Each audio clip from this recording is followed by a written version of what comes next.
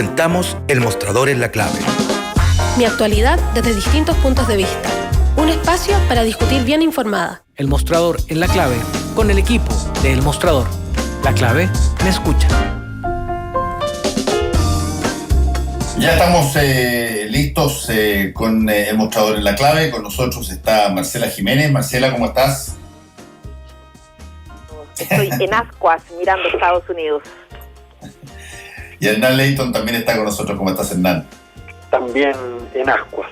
Y no sorprendido por las declaraciones de Trump cuando me desperté.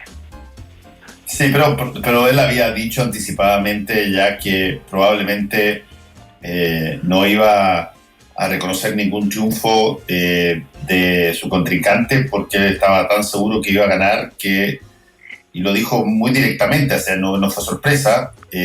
Dijo, si es que se da una votación donde yo no aparezca ganador, bueno, voy a mandar revisar cada uno de los votos. Sí, por eso dije, no sorprendió.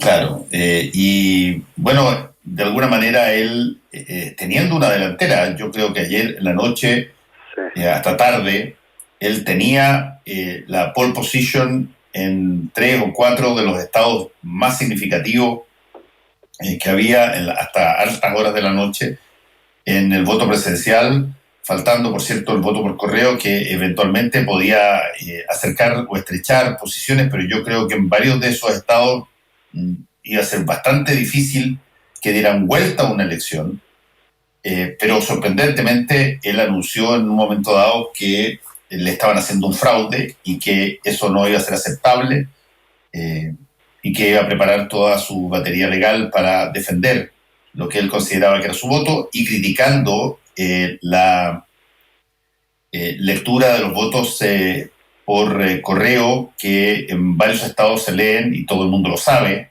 todos los candidatos, después del voto presidencial.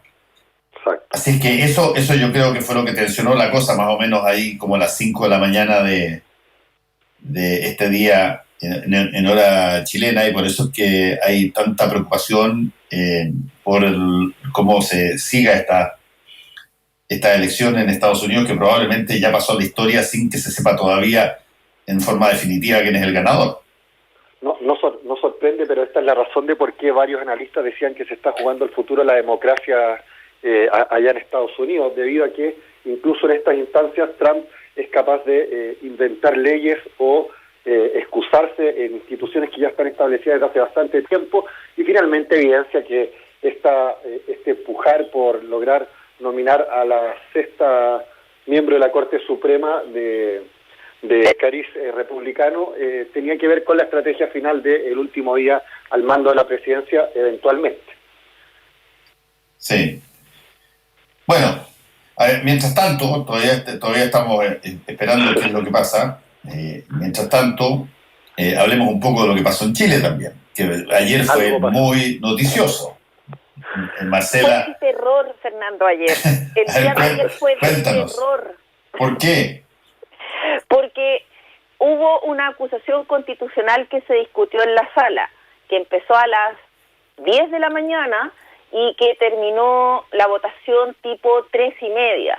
Pero después de eso, con un resultado que se sabía predecible también, en términos de que se sabía que la oposición contaba con los votos suficientes para acusar a Víctor Pérez. Después se desataron 2 escenarios en forma paralela. Víctor Pérez es acusado por la Cámara de Diputados, por ende el proceso sigue, y al par de minutos Víctor Pérez anuncia su renuncia al Ministerio del Interior. Entonces eso generó todo un nuevo escenario y trasladó todo a la moneda, desde la puesta en escena del recibimiento casi como gladiador que le hicieron en Palacio a Víctor Pérez, con un pasadizo de ministros esperándolos, encabezados por la primera dama, para acompañarlo a la oficina del presidente, con funcionarios de gobierno instalados en el patio aplaudiéndolo y ovacionándolo, a el tema de que ahora el presidente Piñera tiene que resolver el elenco de ministros con el que va a tratar de terminar su mandato, un elenco de ministros para los próximos 14, 15 meses, que se suponía que este comité político y este elenco de ministros iba a ser con el que quería él terminar. Pero además es una decisión donde tiene que conjugar una serie de elementos, como el famoso equilibrio entre los partidos de Chile Vamos, entre nombres que estén dispuestos, y además está con un plazo encima que tiene que ver el 21 de noviembre con la posibilidad de que otros miembros del gabinete se le vayan para poder postularse al Congreso o como constituyentes para abril. Entonces son varias las ecuaciones que tiene que desarrollar. Y eso fue por un lado, y por el otro está que la oposición no aprende nunca de sus propios errores y se pisa la cola todo el rato y empaña sus propios logros, porque ayer efectivamente la votación de la acusación de Víctor Pérez fue casi unánime en términos de oposición. Solo Pablo Lorenzini se abstuvo, que la abstención se suma al rechazo, y Jorge Sabac de la DC votó abiertamente en contra de la acusación. Todo el resto de la oposición votó alineada a favor. Entonces, eso que podría haber sido un triunfo opositor de un acto de unidad, se vio empañada con una jugada muy mal pensada, muy a destiempo, descoordinada, que fue presentar inmediatamente después de la oposición un grupo de parlamentarios encabezados por Alexis Sepúlveda del Partido Radical, presentó una moción de censura a la mesa de Diego Paulsen. Y eso desató el festival de la crítica y de la recriminación entre los partidos de oposición, entre parlamentarios y entre los propios jefes de bancada.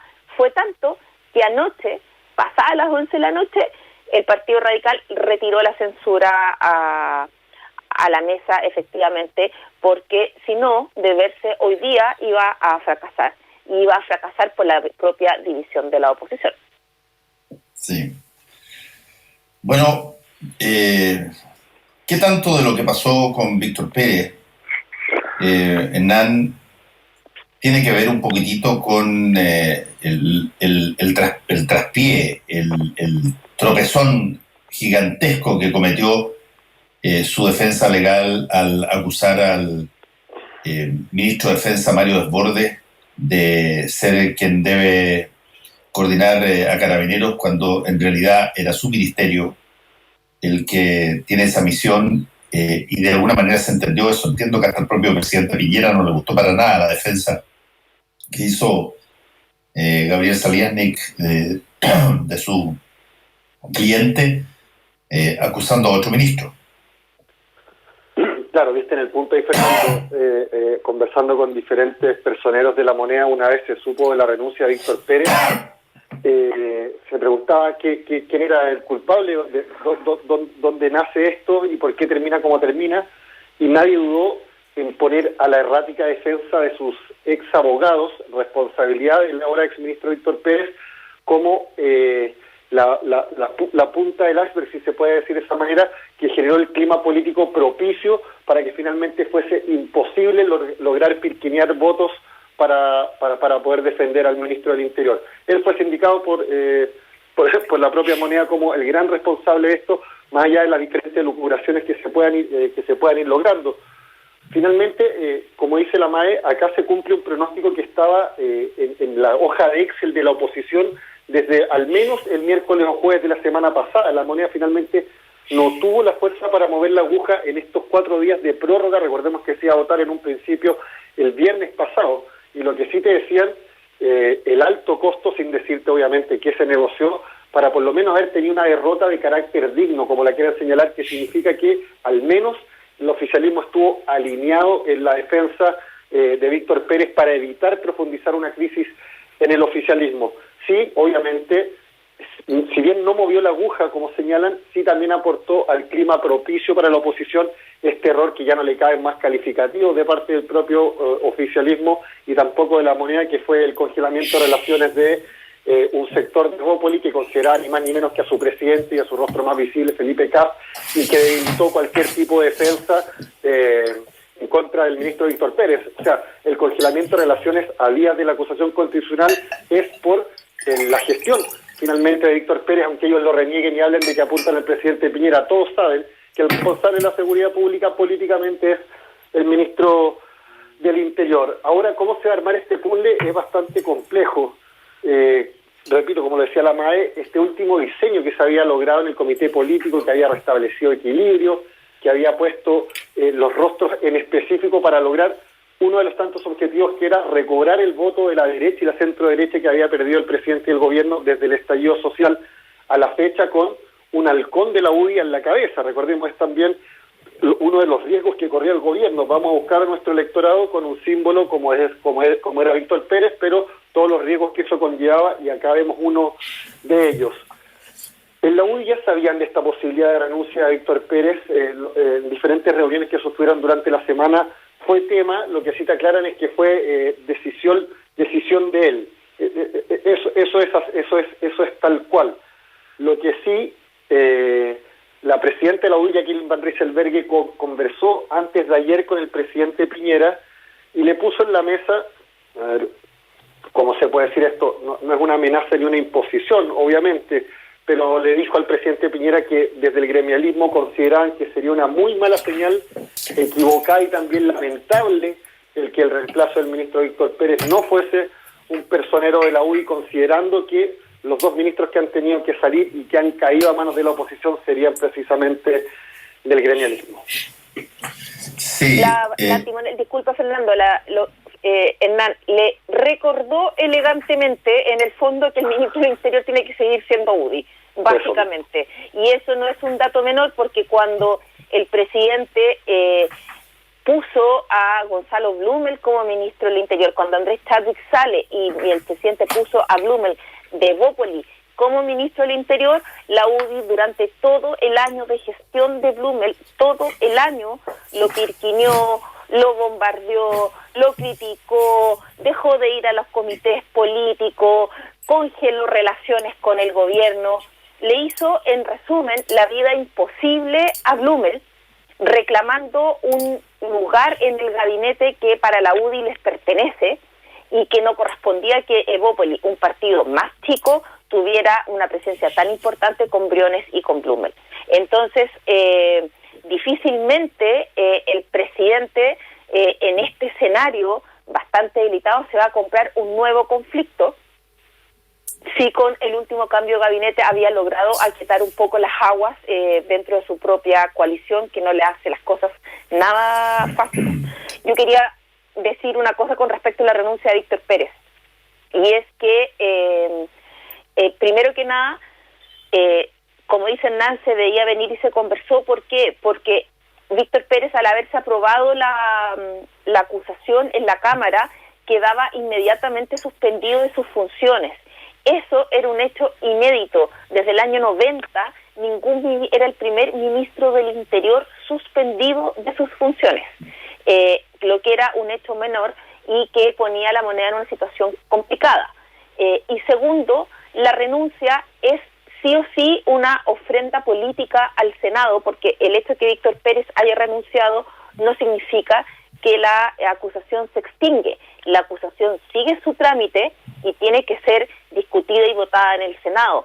Pero ahora, con esta ofrenda de renuncia, la apuesta es precisamente a tratar de que hayan votos descolgados de la oposición y que consideren que ya no es necesario acusar a Víctor Pérez, dado que él ya salió del gobierno.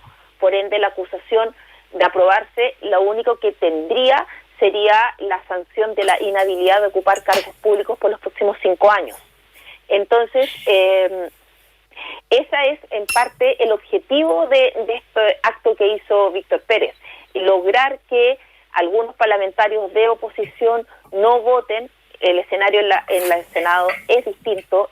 En el Senado se necesita la mayoría de los parlamentarios en ejercicio, no de los presentes en la sala, y son votos que la oposición tiene por sí sola. Son 22 los senadores que se necesitan para aprobar la acusación, y la oposición los tiene. Entonces, ahí sí es clave que todos se alineen y que nadie se descuelgue. Sí, oye, y mientras tanto, ¿qué pasa? ¿Quién es el interino? ¿Juan Francisco Gali sube como interino mientras tanto? Ayer se le puso, disculpa Hernán, ayer se le puso se le nombró como ministro del Interior interino a Gali, y es una decisión bastante inteligente de la moneda. ¿En qué sentido? en que primero eso le permite y le da tiempo para buscar un reemplazante, pero además le permite en términos administrativos a Gali tomar decisiones y firmas y cosas operativas que tienen que ver con el ministerio, que solo las puede hacer el ministro, y él en calidad de interino podría, pero además le da aire al presidente Piñera, porque un interino puede ser 5 días como puede ser meses también. Entonces, en ese sentido, le da el aire al presidente Piñera para que el Ministerio del Interior funcione con relativa normalidad y esperar hasta el plazo del 21 de noviembre para empalmar realmente y ahí ver cuáles son todas las piezas que tiene que mover de su gabinete y ahí tomar decisiones. Sí, el vaso medio lleno, si así se puede leer al interior de La Moneda, tiene que ver precisamente con la renuncia de Víctor Pérez, que a su círculo más cercano y al propio presidente le había señalado que no pretendía renunciar a esta instancia, más allá que haya presentado, haya avisado de ganas de renunciar con anterioridad previo a la presentación de la acusación constitucional. Como decía la Marcela, principalmente se evitaba este impasse de estar suspendido y quedar marcado como el primer ministro suspendido de sus funciones. Segundo, en La Moneda dicen, con esto se evitó ese espacio de vacío de poder y que además las probabilidades de desalinear en la oposición eran tan bajas que era algo que, más allá de que no se haya dicho, era esperable. Descontaminó el ambiente, de alguna manera. La designación de Juan Francisco Gali, como dice la MAE, descomprime y le da mucho margen al gobierno para maniobrar. Hoy día ya estaban algunas bromas de parte de quienes cubren Palacio hablando de Designated Survivor, el sobreviviente designado como una serie que existe en el cable para Juan Francisco Gali. Pero desde La Moneda, cuando uno pregunta cuál es la lógica de aquí en más, considerando que hoy día, recordemos, se vota en comisión el segundo retiro del 10%, está la reforma de las pensiones, todavía hay muy grandes temas por definir. Uno preguntaba a los diferentes asesores y ministros qué viene de aquí en más, y lo que ellos te dicen es que todo ahora de aquí en más, lo que sea la discusión grande que se instale en La Moneda, hay que leerla en clave candidato presidencial. Ellos dicen que este es el mes, en los cálculos políticos electorales, donde el que quiere competir en la presidencia tiene que instalarse, y ahí explican la ansiedad de varios de las reacciones y movimientos que se han dado tanto en el oficialismo como en la oposición. Así explican el alineamiento que tuvo la oposición y así explican también las erradas maniobras que han habido desde el propio oficialismo, y te nombran el congelamiento de Felipe Kast, te hablan del inédito ministro saliente Desbordes, te hablan de esta unidad a la que llama José Antonio Kast, el discurso de Pepa Hoffman. Ellos todo lo están leyendo en clave presidencial, una forma también de entender la dificultad de aquí en más que tienen antes de terminar el gobierno, que acá obviamente la ansiedad, el proyecto personal y el síndrome del pato cojo están casi por sobre cualquier gestión política para lograr por lo menos mantener la quilla o poder marcar agenda. Bueno, está bastante interesante también todo lo que pueda pasar en justamente el gobierno a raíz de la renuncia de Víctor Pérez y claro, y queda esa discusión bien latente sobre si es que se mantienen las equivalencias partidarias o el presidente hace un rebaraje, digamos, que puede generar otras condiciones. El presidente, utilizando la renuncia de Víctor Pérez, puede modificar no solamente interior, podría modificar bastantes otras reparticiones, aprovechando que probablemente muchas personas van a querer ser parte de la constituyente o van a querer presentarse a alguna de las otras elecciones y podrían anticipar su salida aprovechando justamente que se va a dar una situación de reforma de gabinete. ¿Lo ven así o no? ¿Ustedes también? Que puede haber más renuncias justamente para aprovechar el no tener que hacerlo de nuevo dentro de un par de meses más, digamos. ¿Quién va? Hernán. Bueno, sí, absolutamente. Siempre es un as bajo la manga para intentar disfrazar una crisis, para intentar tapar la salida de algún ministro, para intentar blindar, como dicen algunos, la honra de algunos personeros que tienen que dejar por diferentes circunstancias Palacio, porque, claro, la fecha del 21 de noviembre es la fecha límite para quienes quieran postularse al Congreso o otros cargos de escrutinio público. y obviamente un nuevo rediseño eventual o potencial se puede disfrazar con la salida de varios miembros del propio gabinete, que se venía conversando hace mucho tiempo. Se hablaba de cerca del 20%, aunque desde el gobierno decían que era un poco menos, de personeros que querían postular a la Convención Constitucional. Aunque ellos podrían salir el próximo año, el gobierno necesita generar un diseño para caminar de aquí en más. Por ende, les habían pedido a todos que señalaran quiénes son los que tenían intenciones de salir para comenzar a trabajar esta nueva estrategia, este nuevo diseño, poniendo el 21 de noviembre casi como fecha fija para todos. Obviamente ahí cabe un eventual rediseño que quiera hacer el presidente Piñera, pero como usted mismo lo han señalado, el margen de maniobra del presidente, con los apoyos que tiene y con el desorden y crisis interna que hay en Chile, es muy pequeño. Empezar a tocar finas fibras de los diferentes partidos, sensibilidades, es en extremo complejo, y no sé si es momento para que el presidente se meta con la UDI de aquí en más. No creo que se vaya a meter con la UDI. Yo tampoco en el sentido de negar, no, yo tengo la impresión que el gobierno está lo suficientemente debilitado como para no comprarse una pelea con probablemente uno de los partidos que todavía necesita el presidente tenerlo muy cerca, que la UDI, particularmente para lo que se viene encima. O sea, no se olviden que toda la estrategia históricamente desde la campaña presidencial de Piñera II estuvo concentrada en generar posibilidad de tener 2 periodos. Y que esta vez no le entregara a alguien de la coalición rival la banda presidencial, sino que a alguno de su propia coalición.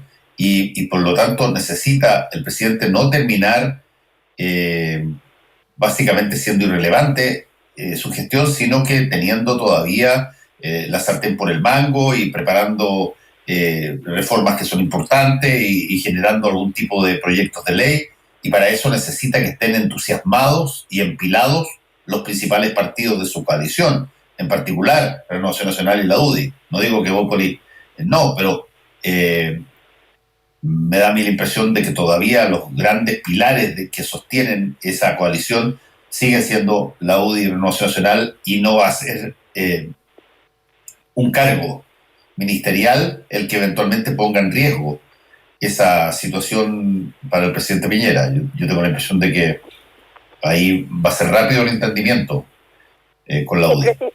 Es precisamente lo que te había dicho yo antes, Fernando, en términos de que a la luz de la experiencia de lo que vivió La Moneda y el presidente Piñera con la gestión de Blumel, efectivamente la designación de Víctor Pérez tuvo que ver con restaurar un poco las relaciones, desactivar conflictos y dejar de tener a la UDI en una permanente condición, no sé si la palabra adecuada es amenaza, pero sí de presión permanente en cada decisión y en cada paso del mandatario. Y efectivamente el escenario del presidente Piñera ahora es sumamente débil y adverso, porque además pelea con la irrelevancia total que le genera el escenario post-plebiscito, el que le genera el nunca haberse pronunciado, esta idea del gabinete del rechazo, todo el proceso constituyente, la parlamentarización que ha habido de la política en términos de que las decisiones y las cosas importantes pasan en el Congreso, no en el gobierno, y en la incapacidad que tiene el propio mandatario de poder ordenar sus propias huestes para evitar que le generen conflictos fuera de agenda o no deseados, como es el tema del segundo retiro del 10%. Entonces, efectivamente, el margen que tiene Piñera es muy chico. Hernán le habían comentado algunos nombres, andaba circulando el del mismo vocero Jaime Belolio como una posibilidad de ser trasladado interior. Sí, esa es una posibilidad por diferentes factores. Lo que sí, si bien difícilmente cambie de partido, no sabemos, eso siempre lo decía el presidente, sí puede que cambie un poco de color el tono. Recordemos que el plebiscito del 25 de octubre arrasó la opción apruebo, y el ministro del Interior, dentro de todo esto, era uno de los rostros más duros del rechazo. Entonces, lo que sí se cree que puede pasar es que, si bien se puede mantener el cupo de la UDI, sí sea un rostro más amable o más cercano, o como lo califican desde la propia UDI, más raro, cuando hablamos del ministro vocero Jaime Belolio. ¿Por qué raro? Porque recordemos que Belolio era el rostro liberal del gremialismo, y semanas antes de ser nombrado como ministro vocero se cambió al rechazo, pero luego del plebiscito le preguntaron al ministro Belolio y él respondió señalando cómo sabe que voté, dejando una entelequia, una duda respecto de por dónde se movió. Por eso en la UDI lo consideran como un rostro extraño, pero claramente no es duro y significativo como el de Víctor Pérez respecto del rechazo. Otros nombres que ponen en la mesa desde la UDI son el del ministro Felipe Guard, que recordemos en un principio iba a ser nombrado ministro del Interior, pero maniobras de último segundo terminaron con Gonzalo Blumel, y también hablan del alcalde de Estación Central, Rodrigo Delgado, también obviamente rostro del apruebo y con mucho tacto con la calle, con mucho tacto con la ciudadanía, lo que le podría dar un aire más, valga la redundancia, ciudadano al gobierno con una persona en ese cargo. Ahora, lo que vaya a decir el presidente Sebastián Piñera es materia de otra discusión, pero por lo menos las cartas de la UDI están sobre la mesa, y la advertencia obviamente también. Sí, en todo caso, para ser ministro del Interior del gobierno del presidente Piñera, se requiere por lo menos una cualidad bien indispensable, creo yo, a estas alturas, porque tenemos una serie de procesos electorales todavía, hay un proceso constitucional en curso, la ciudadanía está extraordinariamente activa como nunca antes, y las posibilidades de que la situación de seguridad pública sea un tema durante lo que queda del año es muy alta, y por lo tanto cada ministro del Interior sabe necesariamente que puede transformarse en un fusible, tal cual como ha pasado con los últimos tres, con Chadwick, con Blumel y con Víctor Pérez. Tú sabes de que inevitablemente te ha ocurrido eso, lleva a que el ministro del Interior pase a ser un ícono de un gobierno que le queda poco, pero que sintetiza en probablemente el ministro del Interior a una persona con la cual probablemente los problemas de imagen del gobierno podrían ser extraordinariamente difíciles, y eso, una persona que, como Jaime Belolio estoy pensando, que eventualmente se asume esa condición, puede cambiar absolutamente no todo lo que tiene que ver con su imagen pública, sino que puede cambiar todo con lo que tiene que ver con su carrera política. No, por supuesto. Disculpa, dale tú. Yo sigo iba a decir que obviamente, y uno de los grandes problemas que tuvo Blumel, no solo que estaba ocupando un espacio que era reclamado por las grandes fuerzas oficialistas, Blumel llegó también con un déficit no menor, no se manejaba bien profundamente en el tema de seguridad, lo que generó bastante resquemor, no solo en la moneda, pero también en las diferentes fuerzas uniformadas. Oye, hagamos una pausa y volvemos. Por supuesto. En un país que ofrece nuevas oportunidades,